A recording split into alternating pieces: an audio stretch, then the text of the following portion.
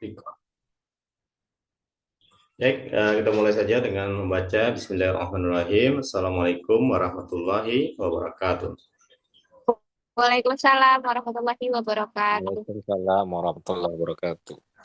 Oke, baik, terima kasih. Kita lanjutkan kegiatan perkuliahan by sharing session yang sesungguhnya lah untuk mata kuliah akuntansi syariah kan. Tapi kita akan sisipi dengan tugas kan. Kalau akuntansi nanti mumet kan. Jadi ada tugas bagaimana membuat systematic literature review kan.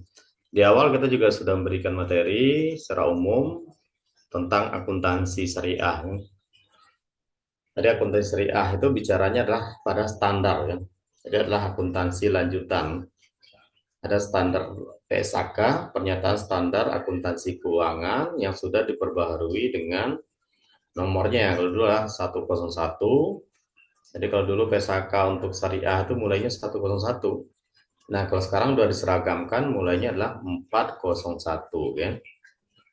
Nah, dalam akuntansi syariah 401 itu mengatur semua perlakuan terhadap aktivitas dari lembaga keuangan dan perbankan syariah ya.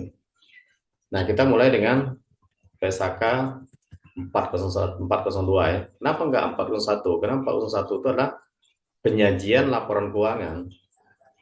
Jadi bicaranya adalah penyajian laporan keuangannya, bukan teknisnya, tapi adalah bentuk laporan keuangan untuk lembaga syariah, baik bank ataupun non-bank ya. Nah, untuk teknis pencatatan akuntansi sesuai dengan PSAK itu mulai dari 402 kan, yaitu tentang akuntansi murabahah. Murabahah itu adalah perjanjian jual beli. Jadi bank sebagai sebetulnya fungsinya intermediasi ya. Fungsinya adalah menghimpun dana dan menyalurkan dana. Namun kalau bicara menghimpun dan menyalurkan itu lahirnya adalah kepada riba gitu kan, atau bank konvensional. Hanya bicaranya adalah utang piutang. Jadi utang piutang secara konvensional itu tidak berlaku di perbankan syariah. Perbankan syariah adalah bicaranya bagi hasil dan eh, ya bagi hasil dan margin itu kan keuntungan. Jadi untuk transaksi PSAK yang pertama 402 itu bicaranya jual beli. Jadi kita berada posisi kita ada di bank syariah atau lembaga keuangan syariahnya ya. Nah, dalam hal ini bank itu membantu membelikan produk atau barang kepada nasabah gitu. Jadi secara alur seolah-olah dia membeli barang. Jadi bank syariah membeli barang kepada si penjual, vendor, dan menjualnya kepada nasabah. Tapi penjualan itu adalah penjualan yang ditangguhkan, sehingga di situ ada muncul keuntungan atau margin. Karena dia angsuran, maka margin itulah tangguhan. Kalau jual beli biasa kan beli sekarang, nanti ya jual dapat keuntungan. Kalau langsung tetap juga ada margin ya. Tapi beda tentu pastinya kan, margin yang secara cash, tunai langsung, dan margin yang diangsur itu kan, atau penjualan angsuran kan. Biasanya kan lebih gede kan, karena bicaranya risiko, terus durasi atau waktu kan. Jadi sebenarnya transaksi itu simpel. Jadi kita itu bicaranya lah bagaimana kita mencatat standar akuntansi syariah PSAK 402, bagaimana melakukan pencatatan sampai kepada pelaporan ya, terhadap transaksi murabahah. Secara praktek murabahah itu kan dipelajari oleh mata kuliah yang lain kan, praktek akuntansi praktek sistem atau produk murabahah kan. Nah, kalau kita bicaranya lah bagaimana mencatatnya. Pencatatan, jadi kita langsung aja, ini agak ribet kalau dilihat kayak gini kan, ada beberapa hal yang terkait, nanti ada harga perolehan, itu harga barang, ada keuntungan, harga jual kan, ada aset atau persediaan, margin, dan piutang meraba. Ternyata masih ada piutang, tapi piutangnya tidak piutang murni ya, bukan tidak boleh utang piutang, tapi adalah murabahah. Jadi aset murabahahnya adalah produk yang diperjualbelikan, itu menjadi persediaan bagi bank. Jadi aset itu karena adalah untuk dijual, maka dianggap sebagai persediaan.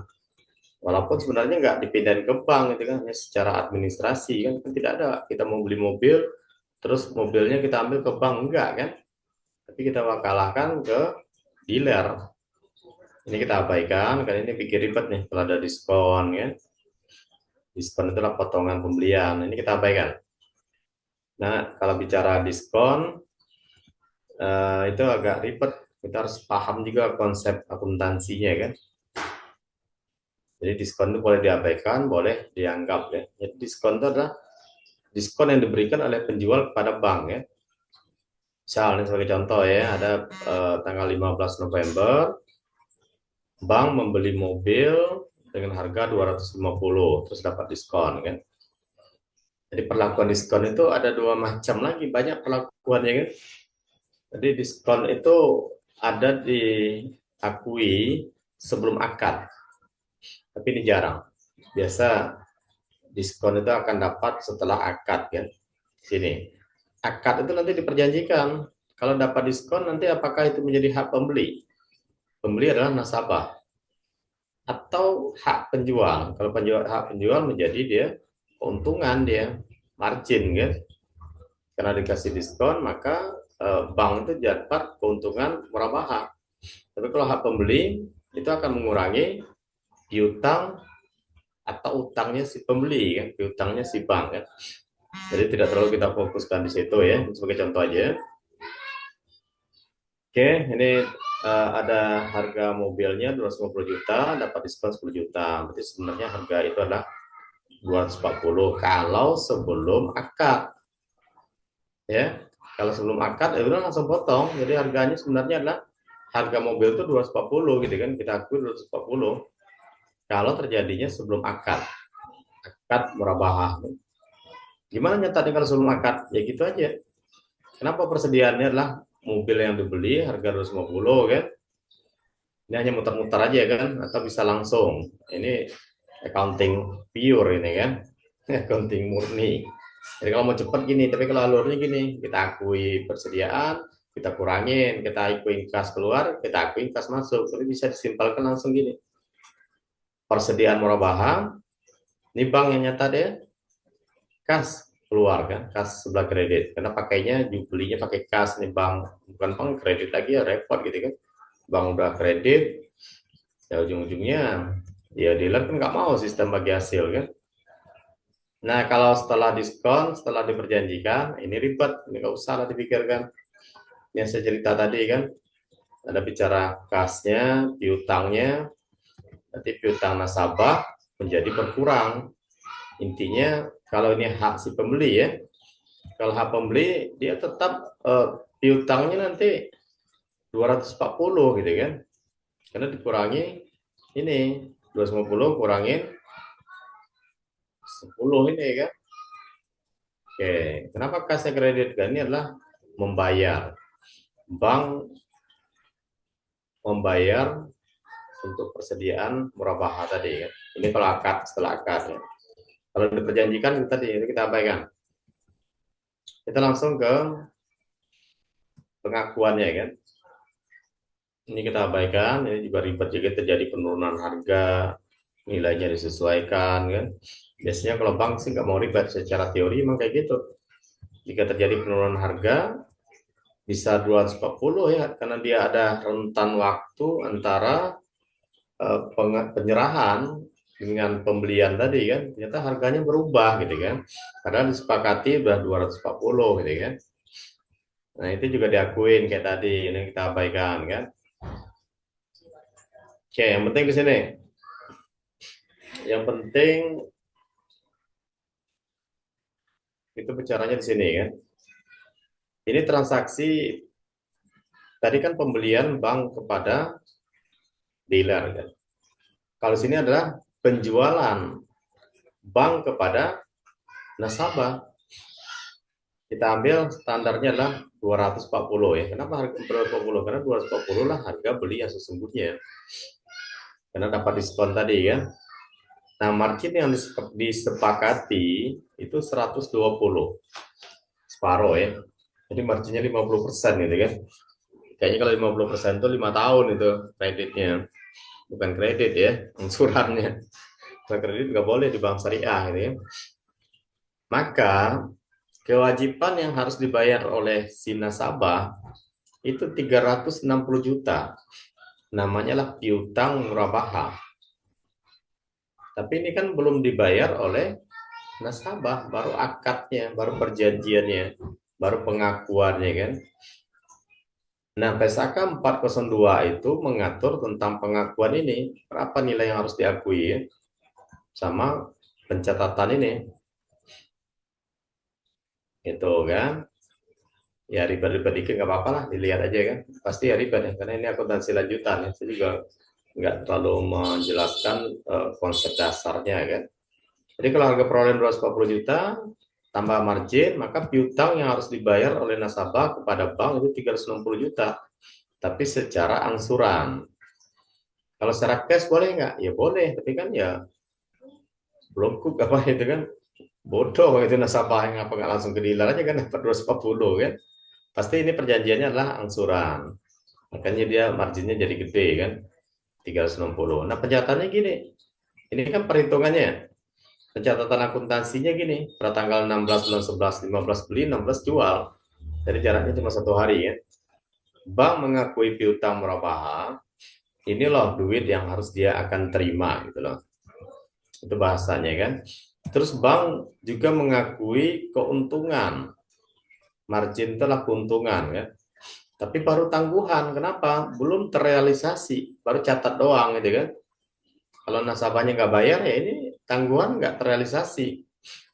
Persediaannya adalah barangnya. Kenapa 240? Karena dia belinya mobil tadi setelah diskon 240 dan dia jual kembali dengan keuntungan 120. Ini kan sama lah kayak jual beli biasa ya. Jadi kalau Anda beli barang 240 juta, terus Anda ambil untungnya 120, ya gede ya. Terus jual 360, kan cash lagi ya, cepat kayaknya.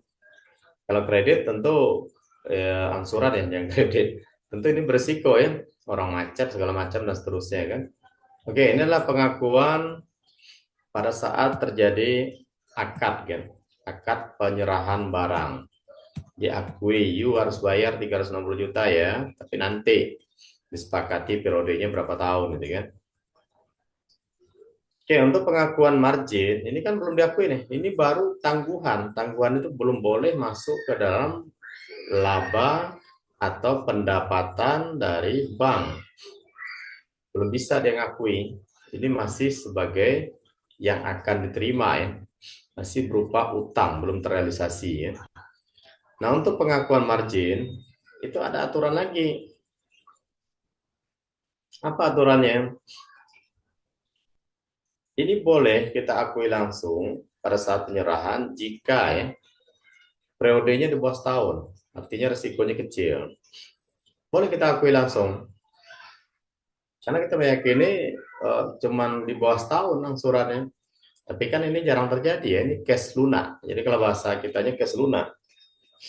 Cash lunak itu ya kredit lunak gitu ya, utang lunak.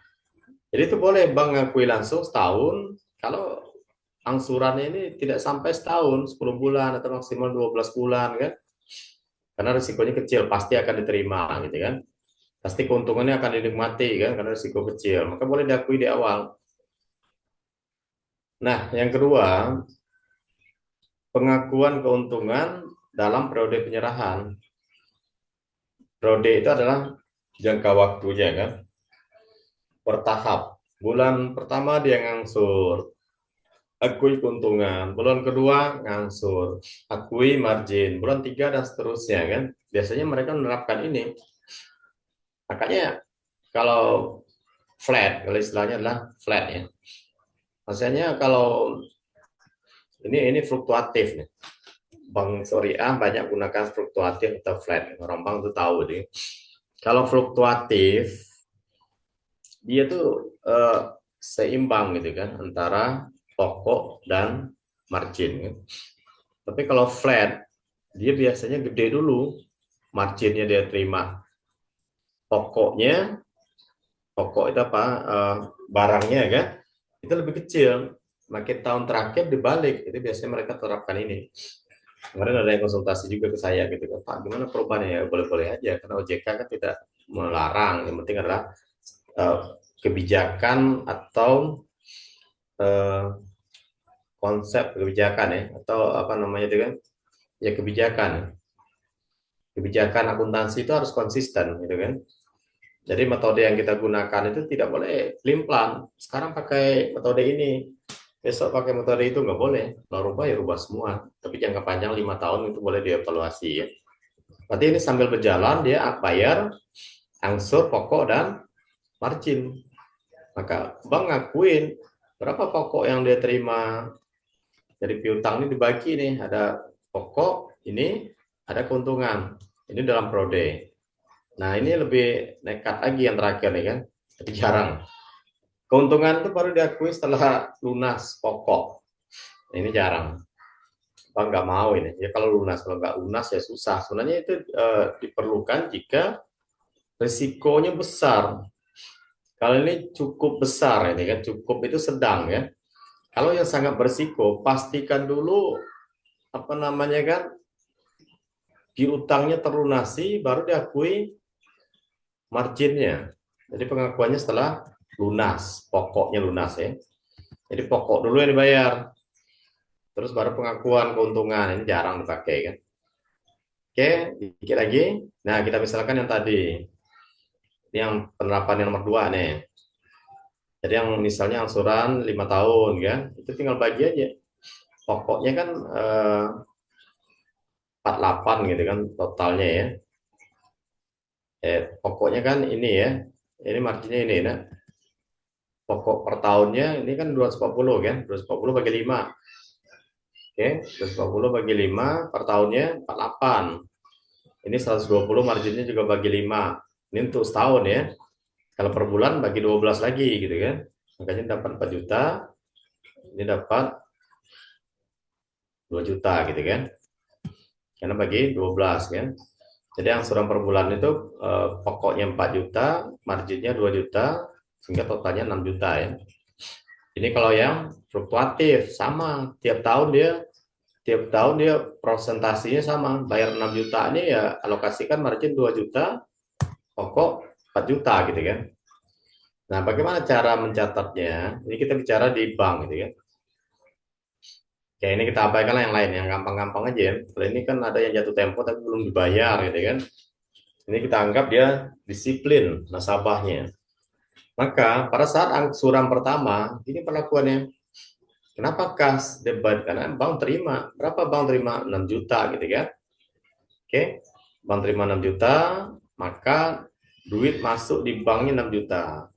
Piutangnya berkurang 6 juta. Kenapa piutang berkurang? Ya piutang itu kan pengakuan duit yang akan diterima udah diangsur ya kita kurangi 6 juta gitu kan. Nah, ini yang saya bilang tadi, pengakuan di bulan yang berjalan sesuai dengan angsuran kan. Jadi margin tangguhan itu kita kurangin. Kita pindahkan menjadi pendapatan. Nah, ini baru boleh diakui oleh bank. Inilah keuntungan, bukan pendukung keuntungan, inilah pendapatan bank ya di angsuran pertama. Nah, ini akan dilakukan sampai lunas gitu kan. Jadi 5 tahun itu berapa bulan gitu kan? 60 bulan, berarti ya tiap bulan ini harus diakui seperti ini kan. Itu secara manualnya. Kalau secara sistem kan lebih gampang. Tidak perlu dicatat seperti ini kan. Pada saat kasih terima duit atau transferan gitu kan atau apa kan. Ya udah langsung dicatat secara sistem. Jika jatuh tempo tapi belum diangsur ya udah kita abaikan. Kita anggap ya diterima angsuran tunggakan. Ini kalau macet ya. Ya itulah yang penting ya. Diskon-diskon itu udah usah lah kan. Diskon pada waktu ya sejarang. Tapi teorinya ada ya. Kalau dia rajin tepat waktu kasih diskon, cash diskon gitu kan. Karena taat gitu kan. Tapi ya tidak perlu kan. Ada kalau kesepakatannya kalau lalai kasih denda gitu kan. Jadi kalau rajin kasih diskon, potongan. Kalau nasabahnya nakal, telat-telat terus kasih denda gitu kan. Denda itu dianggap sebagai dana kebajikan ya. Oke, ini kalau dia langsung ngangsur, jika nasabah melakukan pelunasan setelah angsuran pertama, dia sebulan aja ngangsur, terus sisanya dia bayar gitu kan. Nah itu ya lucu ya, mending dia beli cash aja dari awal kan, beli mobil 240 juta kan, terus harus bayar 360 juta gitu kan. Jadi hitung gitu kan. Oke, mungkin itu yang untuk yang akuntansinya. Nggak usah nanya, karena saya tahu juga nggak tahu apa yang mau tanya gitu nah. Atau boleh kalau mau nanya kan. Ini kan tidur ya, sisa berapa nih? Mau nambah ya. Ada yang mau nanya boleh. Oh, bingung gitu dah. Oke lah. Karena ini makanya ini hanya sekedar pengenalan doang. Yang lagi jalan-jalan kan jadi bingung tuh ngapain ini belajar akuntansi kayak gini gitu kan. Tapi karena ada mata kuliahnya harus belajar gitu kan. Oke ya, nggak ada pertanyaan ya. Kalau nggak ada pertanyaan kita masuk pada tugas yang kedua. Yang kedua adalah kita bicara seperti yang sudah disampaikan, Anda diminta untuk merekap artikel relevan dengan tesisnya atau proposalnya, baik yang sudah terima SK, pembimbing. Ini 10 menit lagi udah habis ini kan. Oke, udah cepat ini aja. Oke ya. Ini cepat gak? Nanti bisa dilihat ya. Ini udah kena peringatan. Eh, Ambil, ini nggak nyampe 10 menit. Insya Allah sharing session yang artikel. Jadi output kita tugasnya nanti adalah bicara artikel. Oke, jadi artikel itu namanya SLR, Systematic Literature Review. Kan? Itu sebenarnya SLR itu seperti yang saya sampaikan di awal. Ini bicara kita membuat artikel dari artikel orang. Kita kumpulkan beberapa artikel yang relevan dengan fokus penelitian kita, seperti yang saya sudah suruh rekap. Terus kita jadikan artikel kita, gitu kan? Dan itu sesungguhnya bisa dipublikasikan di jurnal yang bereputasi kayak Scopus tuh banyak, gitu. Silakan aja dicari kan. Sinta 2 itu banyak gitu kan. Ini gampangnya apa? Kita nggak perlu neliti. Jadi yang perlu kita perhatikan nih nanti ini belakangan aja artikel ini strateginya kan untuk publishnya kalau udah selesai artikel disesuaikan dengan template yang dituju. Terus strateginya kutip lah artikel mereka itu kan. Misalnya kita masukin jurnalnya Febi ya. Ya lihat artikel yang relevan itu dikutip.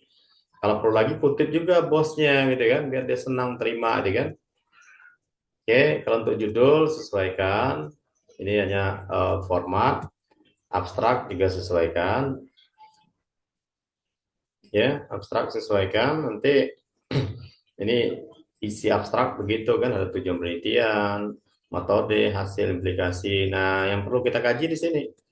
Pendahuluan itu kita bicara apa gitu kan. Ini nggak banyak ya, total artikel itu paling ya halamannya 10 sampai 15, udah banyak gitu kan.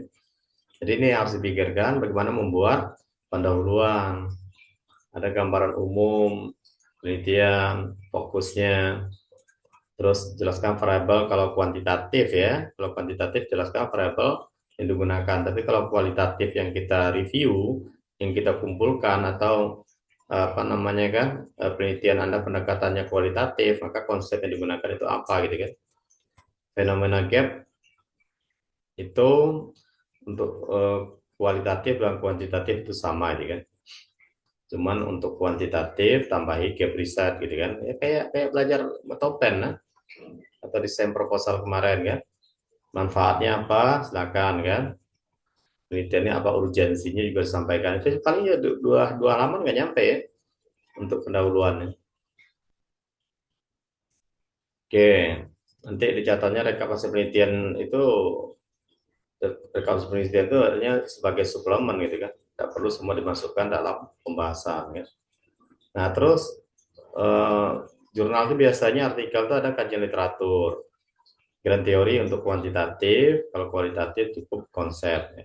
Variabel untuk kuantitatif kan. Jadi kita tambahin ada beberapa teori, ya sama lah kayak tesis dengan cuma ambil yang dikit aja. Paling ini ya sekitar 1 atau 2 halaman kan. Metode ini, nah metode ini khusus. Dia beda dengan metode kualitatif, metode kuantitatif. Tapi metodenya adalah systematic literature review kan. Jadi tinggal kita cari aja protokolernya systematic literature review itu seperti apa kan. Jadi pendekatannya SLR, objeknya adalah artikel yang kita kumpulkan, apakah Sinta, apakah Scopus kan. Terus prosedurnya sesuaikan dengan protokoler SLR. Ada Prisma, itu banyak gitu ya. Nanti saya kasih lah bukunya ya. Bagaimana prosedur penelitian. Tapi bisa juga dilihat dari apa namanya kan artikel orang, bisa kita tiru. Dia merupakan menggunakan protokol apa, itu boleh kita jadikan acuan. Ini hanya proses mengumpulkan artikel, proses mengelompokkan, dan proses untuk menyajikan hasilnya kan. Nah, hasil dari artikel yang kita kumpulkan itu kita tampilkan di sini. Kita petakan baik dalam tabel, diagram, grafik, mau pakai alat bantu kayak post viewer boleh, dan manual juga boleh kan. Ini hasilnya. Hasilnya tergantung dari kita pengen mau memetakan seperti apa kan. Kita pengen mengelompokkan seperti apa kan. Apakah pengelompokan berdasarkan tahun, berdasarkan hasil penelitian, berdasarkan citasi, berdasarkan metode, dan berdasarkan apapun kan. Karena tujuan kita adalah hanya melakukan critical review atau melakukan ya sebetulnya ada kajian literatur review. Kenapa di sistematik kita menggunakan suatu metode kan, ada protokolnya kan. Nah, kalau hasil penelitian tadi udah kita petakan, kita kelompokkan berdasarkan tahun, berdasarkan citasi, berdasarkan apa namanya kualitas jurnal, berdasarkan hasil, berdasarkan apa terserah itu kan, tapi nggak usah banyak-banyak. Nanti itu tahunya dari mana? Nanti di pendahuluan kita sampaikan pertanyaan penelitian, itu adalah research question. Berapa pertanyaan penelitian yang akan kita bahas kan. Nah, bahas adalah membahas pemetaan tadi. Jadi membahas hasil penelitian tadi dikaitkan dengan teori yang telah relevan digunakan. Bisa juga dibahas sesuai dengan indikator atau yang kontradiktif, ditambahkan dengan pendapat peneliti sendiri kan. Itu ya caranya kan. Terakhir ya kesimpulan mah biasa itu kan. Menyimpulkan poin-poin dari hasil penelitian tadi, referensi ya daftar pustaka kan. Baiknya menggunakan manajemen referensi kalau untuk dipublikasikan di jurnal kan. Tapi poin pentingnya adalah kita kumpulkan dulu rekapnya. Rekap artikel tadi kan seperti yang saya sudah sampaikan formatnya untuk kualitatif. Kualitatif gunakan fokus keywordnya itu dari kata kunci fokus penelitian. Kalau kuantitatif ambil Y-nya sebagai fokus penelitian kan. Nah, kumpulkan dapatnya berapa. Kalau bisa nyarinya jangan Sinta 5, 6, 7. Kalau bisa minimal itu Sinta 2 atau Sinta 3. Semakin tinggi makin bagus kan.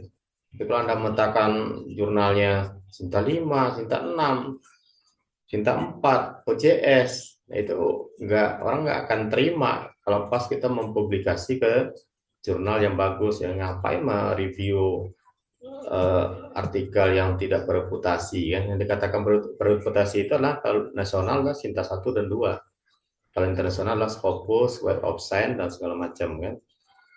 Oke, itu nanti ada caranya nyarinya kan, bisa pakai Publish or Perish, bisa pakai Semantic Scholar, pakai Google Scholar juga boleh kan, internasional pakai ScienceDirect, pakai Sinta, pakai Mendeley.